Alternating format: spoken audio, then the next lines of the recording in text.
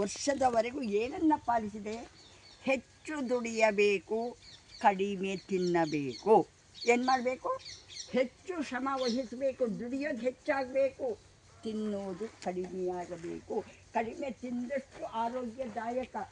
ಎರಡನೇದು, ಹೆಚ್ಚು ನಗಬೇಕು, ಕಡಿಮೆ ಅಳಬೇಕು.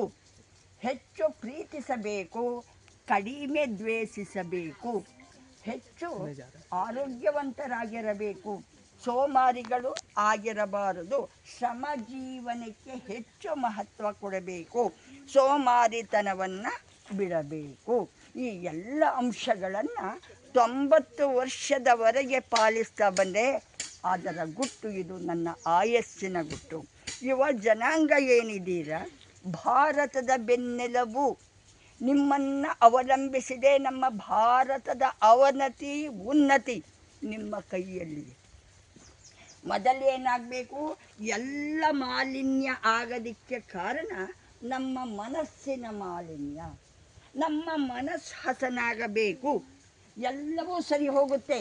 ಮಣ್ಣು ಕಲುಷಿತ, ನೀರು ಕಲುಷಿತ, ಗಾಳಿ ಕಲುಷಿತ, ಆಕಾಶ ಕಲುಷಿತ, ಎಲ್ಲವೂ ಕಲುಷಿತ ಆಗಲಿಕ್ಕೆ ಮುಖ್ಯ ಕಾರಣ ಏನು? ನಮ್ಮ ಮನಸ್ಸು ಕಲುಷಿತ ಆಗಿದೆ. ಕಶ್ಮಲ